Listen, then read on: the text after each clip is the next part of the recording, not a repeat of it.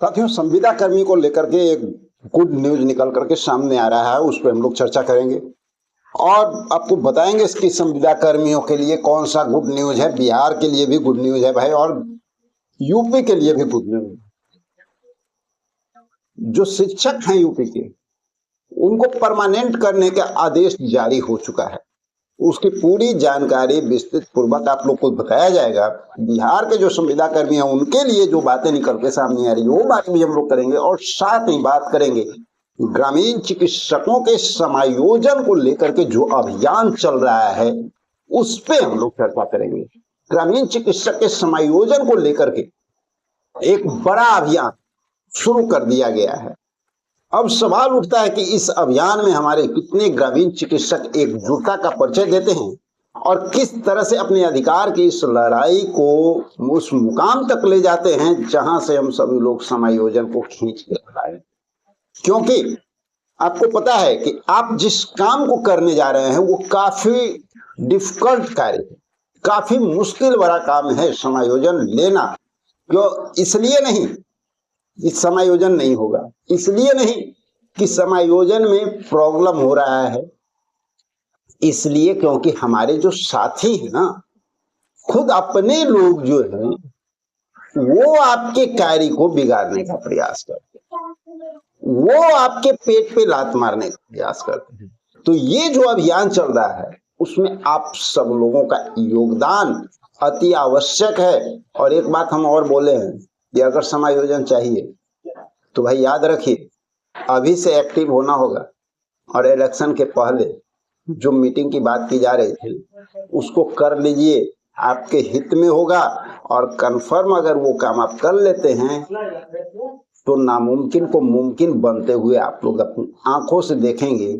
आप खुद ये देखेंगे कि जिस समायोजन के लिए आपको सिर्फ छला गया, लोग आपको ठगे, वो समायोजन आप अपने हाथों में बहुत जल्द प्राप्त कर सकते हैं। तो वो बहुत इंपॉर्टेंट है, उस पर जरूर गौर कीजिए और जल्द से जल्द वो प्रोग्राम करने का प्रयास कीजिए, क्योंकि समय अभी है। तो साथियों, बात करते हैं ग्रामीण चिकित्सक के समायोजन के लिए जो अभियान शुरू किया गया है, जन जागरूक अभियान। पहले अपनी ताकत को मजबूत करना पड़ता है किसी भी कार्य को करने का, और आपको पता है कि एक संख्या पर और एकजुटता ये हमारी बहुत बड़ी ताकत है। और इसी को दर्शाते हुए आप देख सकते हैं, कुछ बैकग्राउंड में आपको फोटो देखने को मिलेंगे, तो आप देखिए साइड स्क्रीन पे साफ क्लियर किया जा रहा है हम सभी लोग लगातार हर एक ग्रामीण चिकित्सक से मिलने का, एकजुटता लाने का प्रयास कर रहे हैं। और समायोजन, चूंकि हम लोग को पता है कि हम लोगों ने वो काम किया है कि बहुत नजदीक है, हम लोग उसको ले सकते हैं, उसके लिए एक और प्रयास तेज हो चुका है। आप लोगों की एकजुटता जरूरी होगा। तो जिस तरह से ये अभियान यहाँ चल रहा है, हमें पूरा भरोसा है कि पूरे बिहार के ग्रामीण चिकित्सक इस अभियान को चलाएंगे, आपस में एक दूसरे से मुलाकात करें और ज्यादा से ज्यादा संख्या में एकजुटता लाएं, और एकजुट होकर के हम लोग इस लड़ाई को आगे बढ़ाएं। क्योंकि काम अब पहले वाला नहीं है कि नए सिरे से काम शुरू करना है, अब इसको आगे बढ़ाना है, भविष्य में क्या होगा इसके लिए लंबी लड़ाई लड़नी होगी। भाई लड़ाई लड़ चुके हैं, हम लोग उस मुकाम तक पहुंच चुके हैं जहां पे बहुत आसानी से सिर्फ और सिर्फ एकजुटता, आत्मविश्वास लेकर के आप आगे बढ़ेंगे, किसी के बहकावे में नहीं आएंगे। जो खुद ग्रामीण चिकित्सक नहीं है उसके बहकावे में अगर आप आते हैं तो वो तो भाई आपका शोषण करेगा, उसको तो अपनी रोजी रोटी चाहिए। जिस तरह से आप अपने समायोजन के लिए लड़ रहे हैं, वो भी तो अपनी जिंदगी से लड़ रहा है ना, कि हमको इनकम कहाँ से हो और हम अपना इनकम का जरिया कहाँ ढूंढे। वो लोग अपना कोई संघ बना करके बैठा हुआ है, कोई संगठन बना के बैठा हुआ है, कोई जो है ग्रामीण चिकित्सकों को मूर्ख बनाने के लिए गारंटी का इस्तेमाल कर रहा है। तो लोग अपना नौकरी कर रहा है, अपनी नौकरी खोज रहा है, अपना इनकम का जरिया खोज रहा है। आपको अपना इनकम का जरिया खोजना है तो आपको इन सारी चीजों से ऊपर उठ करके एकजुटता लानी होगी, और ये देखना होगा कि हमारे लिए काम कहाँ हो रहा है, कैसे हो रहा है, और उसको हम कैसे जमीन पे ला सकते हैं। हमें अगला कौन सा स्टेप ऐसा लेना है जो सही दिशा में हो, सही मार्ग पे हो, जिससे कि हम उसको मंजिल तक पहुंचा सकते हैं। और हमें पूरा भरोसा है कि ये काम अगर आप लोग एकजुट होकर के कर लेते हैं, एकजुटता बना लेते हैं, तो तय मान लीजिए इलेक्शन के बाद सरकार किन्हीं की हो, काम आपका होगा, समायोजन आपका होगा। तो साथियों, इसके लिए हम सभी लोगों को तैयार होना है। आते हैं संविदा कर्मी के ऊपर। बिहार के संविदा कर्मियों की अगर बात किया जाए तो विपक्ष के द्वारा जो घोषणाएं आई, एक चीज क्लियर हो गया है, आपको पता है ना कि मैनिफेस्टो आ चुका है, सत्ता पक्ष का भी और विपक्ष का भी, दोनों का मैनिफेस्टो ऑलरेडी आ चुका है। आप दोनों का मैनिफेस्टो देखे होंगे, दोनों मैनिफेस्टो में कुछ खास अलग देखने को मिला होगा, चुनावी वर्ष है, लेकिन संविदा कर्मी को परमानेंट करने की अगर बात कोई करता है तो वो कौन करता है? विपक्ष कर रहा है। सत्ता पक्ष के मैनिफेस्टो में कहीं कुछ वैसी बातें नजर नहीं आती है जिससे कि भविष्य में ये उम्मीद किया जाए कि आपका समायोजन हो जाएगा। जिनको हटाया गया है, चाहे वो लोक शिक्षक हैं जिन लोगों को हटा दिया गया था, संख्याकी स्वयं सेवक हैं जिनको हटा दिया गया था, उनका काम हो जाए, कहीं कुछ ऐसा नजर नहीं आ रहा है। यहां तक हो रहा है कि एलआरसी के लोग जब अपने अधिकार मांगने गए तो उनकी नौकरी खा, बहुत सारे संविदा कर्मियों को बिना कारण बताए उनको जो है निकाल भी दिया जाता है। लेकिन विपक्ष की ओर से जो बातें निकल के सामने आ रही है, एक आश्वासन जो मिल रहा है, तो भाई जो दिखता है वो दिखता है। पहले तो हम लोग बस ये चाहते हैं ना कि कोई हमारे बारे में बोले। भविष्य में एक आधार होता है हमारे पास, एक हथियार होता है कि आपने ये बात कहा था तो इसके लिए आप तैयार हो, आप आ चुके हैं, तो अब आपके ऊपर हम प्रेशर बन, और तभी हमारा काम होता है। तो साथियों, ये सुनिश्चित करना आपको है कि करना क्या है। हम पार्टिकुलर बात नहीं करते हैं, सिर्फ और सिर्फ अपने अधिकार की हम लोग बात करते हैं। चाहे मीटर रीडर हो, जो कि स्थिति उनकी क्या हो गई है, आप लोग से छुपा हुआ नहीं है, स्मार्ट मीटर आ गया, अब उनका जो है घर द्वार चलना बंद हो रहा है, मुश्किल हो रहा है। अभी आशा कार्यकर्ता की बात करें, 3,000 रुपया में किसका घर परिवार चलता है? आप बात कर लिए ग्राम कचहरी सचिव, क्या वो अपने वेतन से अपने परिवार को चला पाएंगे? आप बात कर लीजिए वार्ड सचिव, जो लंबे अरसे से मांग कर रहे हैं लेकिन उनको क्या मिला? हम बात कर लेते हैं अन्य सभी संविदा कर्मियों की, चाहे वो टोला सेवक हो, शिक्षा सेवक हो, तालमी मरकज हो, मदरसा टीचर हो, साथ ही विकास मित्र हो, स्वास्थ्य मित्र हो, उनके साथ आपको क्या बोलते हैं हम लोग, चौकीदार हो, दफादार हो, किन्हीं के लिए सरकार क्या सोचे और आपके पास विकल्प क्या बचा है? जितने भी संविदा कर्मी हैं, चाहे वो किसी भी डिपार्टमेंट से, उनको अगर आज के डेट में आश्वासन कहीं से आ रहा है तो उस आश्वासन पे थोड़ा सा ध्यान केंद्रित करने की जरूरत है। होगा नहीं होगा इसकी गारंटी की कोई नहीं दे सकता है, लेकिन इतना जरूर किया जा सकता है कि उम्मीद जागता तभी है जब कहीं से आपको आश्वासन मिले, और मौका तभी आपको मिल सकता है जब आप उस आश्वासन को भुनाने का काम करें, उसके साथ चलने का काम करें।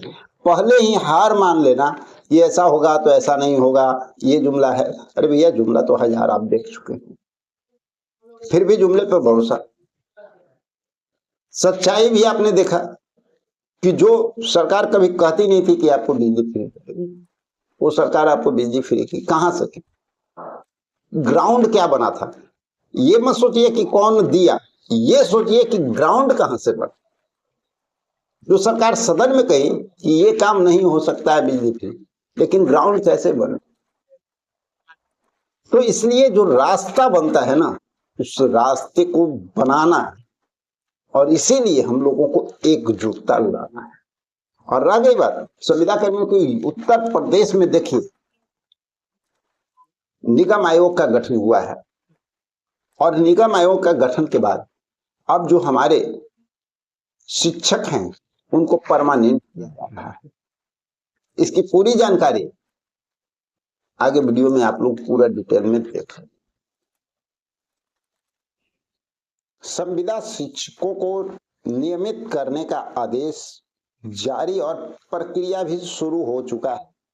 खुशखबरी आ चुकी है संविदा कर्मियों के लिए। कहां से निकल के सामने आ रहा है? उत्तर प्रदेश से निकल करके सामने आ रहा है और ये 30 तारीख का न्यूज है, आप यहाँ पर देख सकते हैं। तो साथियों यहाँ पर देखिए, यूपी के जो संविदा कर्मी हैं उनको रेगुलर करने का प्लानिंग जो है, एक बड़ा न्यूज निकल के आ रहा है। उत्तर प्रदेश के परिषदीय प्राथमिक विद्यालय में दिव्यांग बच्चों को पढ़ाने वाले विशेष शिक्षक नियमितीकरण की प्रक्रिया अब आधिकारिक रूप से शुरू हो गई है। शुरू होने वाली नहीं है, शुरू हो गई है। बेसिक शिक्षक ने इस दिशा में पहला कदम बढ़ाते हुए 61 जिले में कार्यरत विशेष शिक्षकों के अभिलेख और योग्यता की जांच करने का आदेश दे दिया है। देखिए ये हुआ कैसे है, ये भी समझने की जरूरत है। सर्वोच्च न्यायालय का आदेश के बाद ये कार्रवाई की गई है। सुप्रीम कोर्ट के निर्देश के बाद उत्तर प्रदेश के बेसिक शिक्षा विभाग में दिव्यांग बच्चों की शिक्षा के लिए 5352 विशेष शिक्षक पद के संबंधित नई कार्रवाई शुरू की। इन पदों को पहले से चिन्हित किया जा चुका है, जिसके वर्तमान कार्यालय संविदा शिक्षकों को प्राथमिकता देते हुए नियमित करने का निर्णय लिया गया। इसके बाद जितने पद खाली बचेंगे उन्हें नई भर्ती प्रक्रिया के माध्यम से भरा जाएगा। ये सारी बातें हो रही है।